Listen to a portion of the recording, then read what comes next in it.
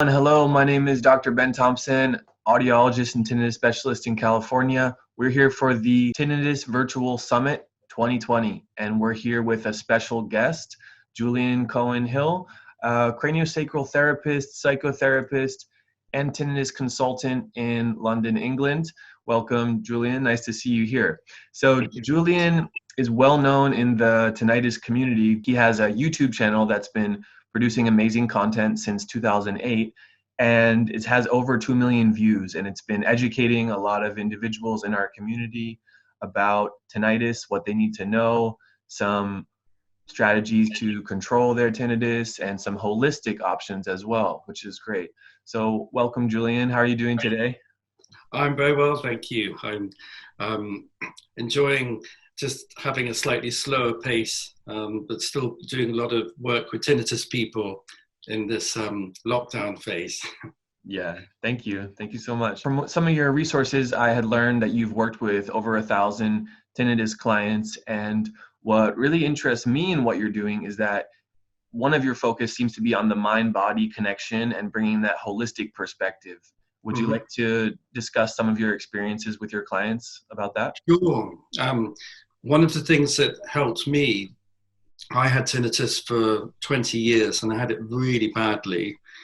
It was so bad I couldn't hear the phone ring. I couldn't work, I couldn't sleep. You know, it was a really extremely difficult time, especially the last 4 years of that 20 years. And I went to get help from a doctor who sent me to an ENT who said, listen, you need a hearing aid, you're moderately to severely deaf, and by the way, if you've got tinnitus, there's nothing you can do about it. Bye. And perhaps he threw me out of the room. And I was devastated. I really did expect to get help. And a friend of the family came around, and I was in a really bad way. I was very depressed. I thought there was no hope. I really didn't know how I was going to continue with this deafening sound in my head. It was a living hell. This friend said, well, why don't you try craniosacral therapy? And I said, what the hell's that? And she said, just go, it's brilliant. And I went to see this guy and I lay down and he put his hands under my head and I felt my tinnitus changing tune, like he was twiddling a knob on a radio transistor. It was quite extraordinary. And I grabbed onto the side of the couch saying, how are you doing that? And he put his hand under my back and I felt all this kind of releasing going on. I felt like my back was just switching off and letting go. And after the session, I had probably the first really deep sense of relaxation I'd ever had in my life. And I was so chilled out, I had to drive home really slowly. And I kept on laughing. And my tinnitus the next day was so much better. And I was really shocked because I genuinely believed that there was nothing I could do. So I went back and saw this guy a few times and I'd lost my livelihood. I washed up at my family house in my mid-30s, having lost pretty much everything thanks to tinnitus. And so I fell in love with cranial work and I found a training course and I started learning about the body. And over a period of, the first year, I really started to piece together the puzzle. And I'd heard about the Yastrabov model, which is a medical model that says that the hearing really ramps up its sensitivity if you become stressed out. And I was fascinated by that. And on my training, as training hands-on therapists, you have to learn about the physiology of the body and how we influence it with gentle hands-on contact. And so learning about the fight or flight response is crucial to the work. Craniosacral therapy, it works with the craniosacral nervous system, which is the parasympathetic nervous system, which switches off the stress response. And you learn to feel the buzzy charge. You learn to feel how the body is holding itself together and bracing itself. And you can literally feel how a person is holding themselves together and reacting to the world. And after a while doing lots of work, it just becomes so obvious that our mind and our body are totally linked and they affect each other completely. And, I started to understand why the cranial work was helping people's tinnitus back off, because they were dropping into a much calmer, safer place. I'd have people with, acoustic neuroma or laser surgery on their auditory nerve or loud noise triggered tinnitus. I had every kind of tinnitus walking through the door, and still I'd get good results with them.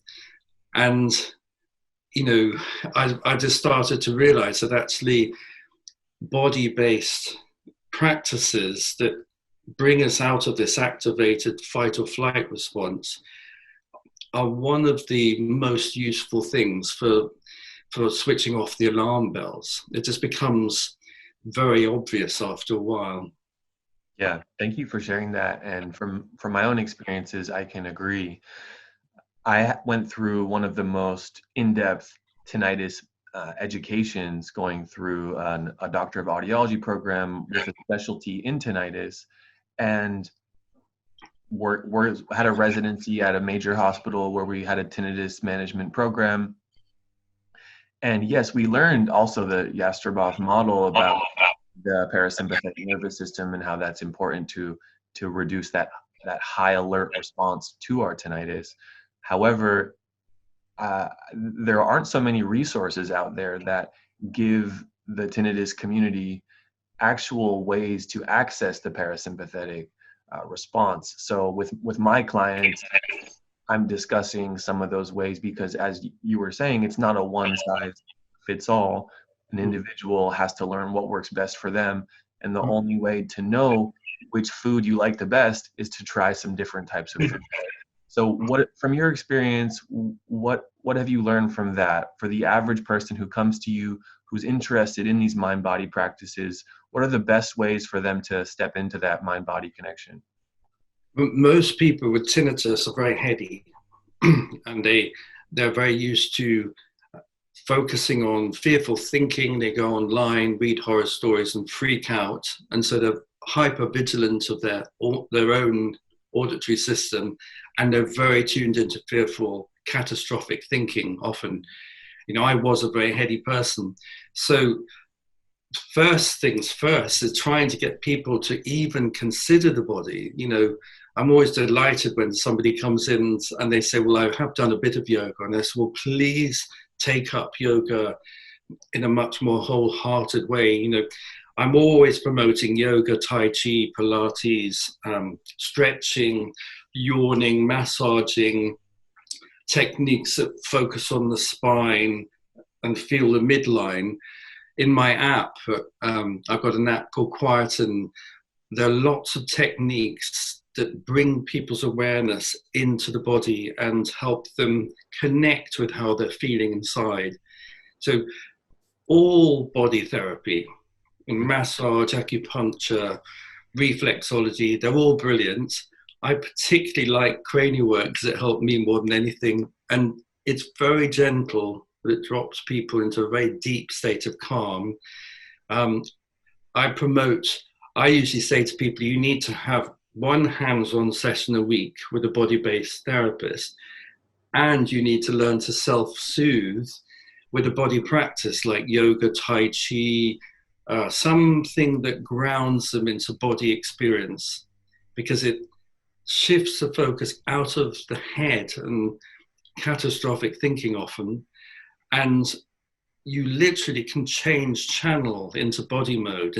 Instead of this, you go into, oh gosh, I can feel aches and pains down my spine and my legs feel a bit tired. My toes are tingling. And if you hang out in a yoga class, deliberately focusing on body awareness, this calms down the adrenaline, the activation comes down, and it takes people's mind off the ringing. So, body practice, I promote it heavily. For any listeners out there, imperfect action is better than perfect inaction. So taking one step, trying something new, getting some experience to see if mind body and what kind of mind body exercises help them access their parasympathetic nervous system into a state of more calm, more relaxation, more groundedness. Absolutely. You had mentioned your app, and I used the app last night to get familiar with it. It's incredible. So it's a mobile phone app called Quieten, and there's many free resources through this app. You can download it for free, and then there's a section of premium content, and there's a lot of videos giving a tutorial, giving some explanation about what to expect with tinnitus, what kind of situations should I look out for, and then there's MP3 files as well with some guided meditation. There's some guest yoga teachers, and it's very robust offering for the tinnitus community to have a lot of these practices and guidance all in one place. Do you want to share more about what the app has given to your community? Yeah, I just want one safe place for people to go where they can find reassurance, they can find comfort, they can find practices that are very hard earned. So I've learned a lot over the years of being a therapist. It has a very practical element, lots of different techniques. So some of them are incredibly simple, like slow movements. Spending 20 minutes moving incredibly slowly, suddenly you have to really focus on the body, and it really grounds you. And even though it sounds very simple, it changes your whole state. So there's all sorts of different practices and techniques there, from yoga teachings, really useful ones for opening up the flow, increasing a state of groundedness, opening up the auditory system. I've even put some videos on how to do craniosacral therapy on each other, because in some countries in the world, they just don't have it. Mm-hmm. People in the middle of Tajikistan just don't have craniosacral therapists. So if they have somebody nearby who's happy to put hands on, it's fantastic. So they can try it out themselves. And actually, I've had some really nice feedback from people who've done that. Yeah, I just wanted to put out all the things that I've learned that are practical techniques, ways of working with the body. And I just wanted to share that with as many people as possible, because in London, it's easy to find a craniosacral therapist. Britain's actually a really amazing country for alternative medicine. And the medical model here, audiologists have a really good understanding of tinnitus, but you would not believe some of the horror stories of the negative messages people get sometimes saying that they've got tinnitus. They go and get help, and they're just told that there's nothing they can do. So my app is to really kind of provide therapeutic support, reassurance, practical advice, teaching on how tinnitus works. If you understand how it works cognitively, it takes away the threatening nature of tinnitus. And you can try out cranial work on each other. And it's just a way of staying clear of negative messages that people often write negative things on the YouTube videos. So I just wanted to create a safe, clear space for that. That's great. Thank you for that. It's a great offering for our community. That's the app called Quieten. And you've also written 3 books. Would you like to tell us your journey with writing these books and your experiences being an author? People often said, well, how did you do it? How did you get better? Mm-hmm. And I said, well, I had cranial work and this happened and that.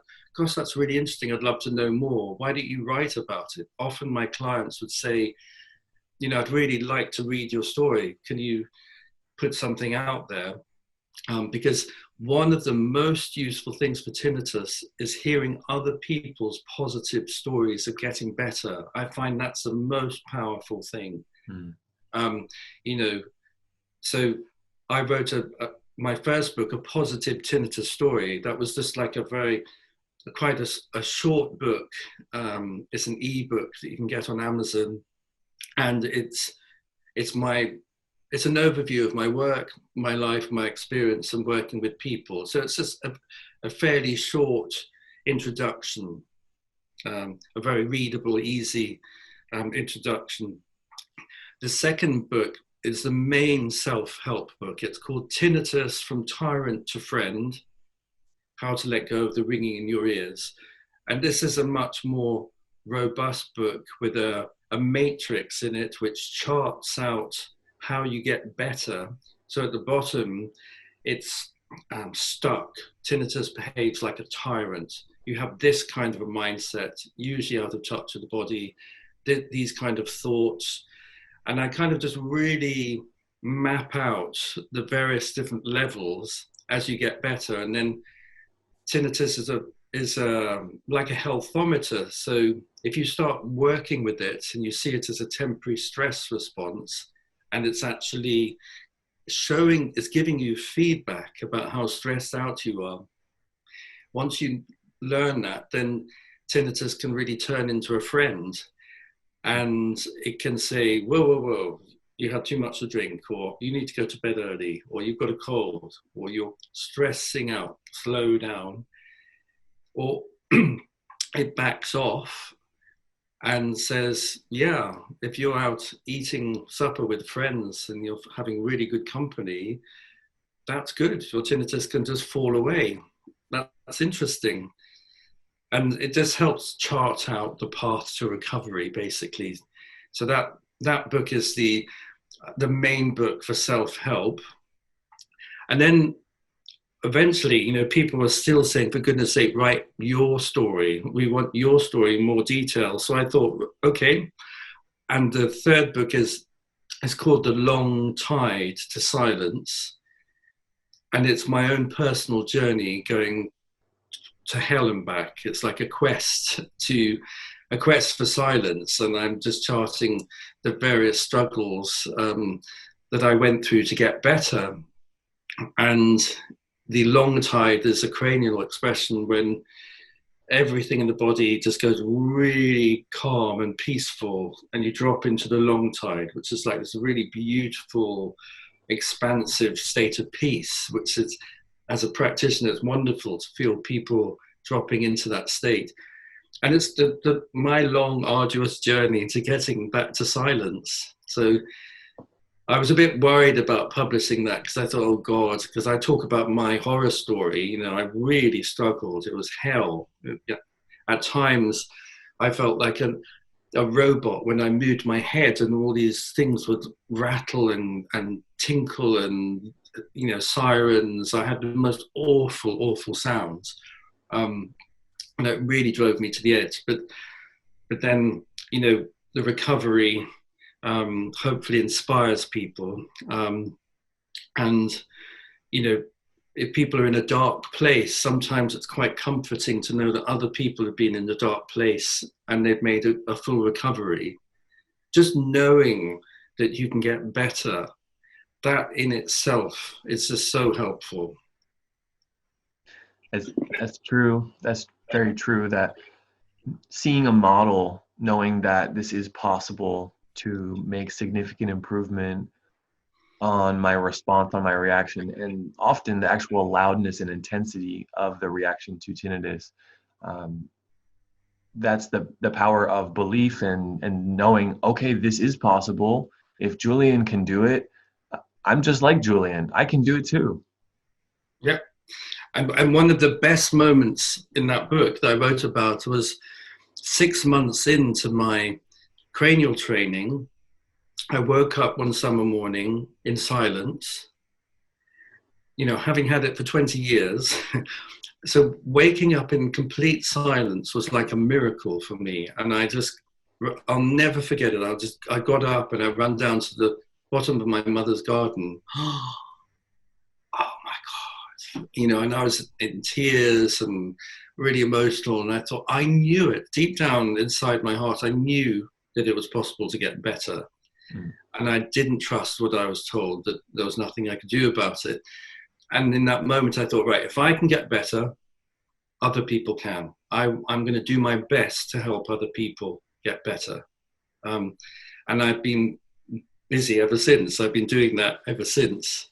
And when people start to hear that they can get better, and they start to learn about how other people have got better, they start to become inspired to take much better care of themselves, build up a really good support network, get the right kind of help, and have the right kind of approach, and it comes down. So it's really satisfying work.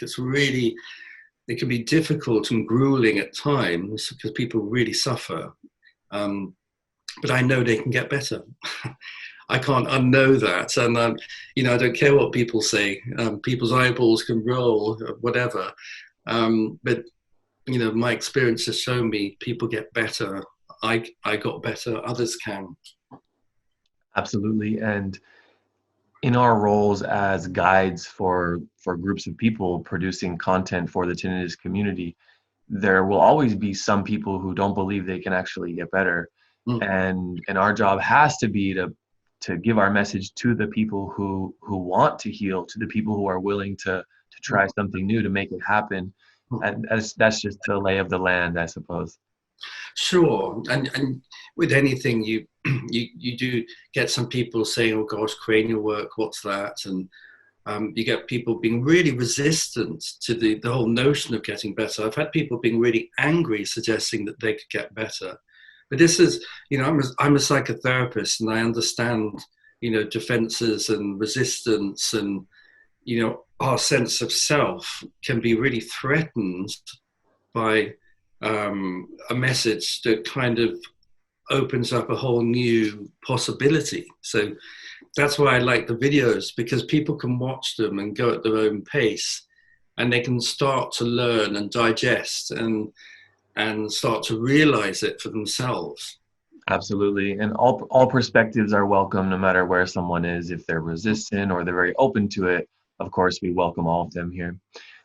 Thank you so much for joining us, Julian. And if anyone's looking to find Julian's work, his website is Julian Cowan Hill, his name.co.uk. His books are on Amazon, and the mobile phone app Quieten is available for free download. So those are all amazing resources for our community. Definitely check that out. Julian, thank you for joining the Pure Tinnitus Virtual Summit in 2020 during these times, during COVID-19. It's important for us to come together to continue to provide great resources to the tinnitus community. Thanks for checking in. Thanks for tuning in from England. An absolute pleasure. I really hope this inspires people to get on the road to recovery. Thank you so much. All right, guys, we'll talk to you soon.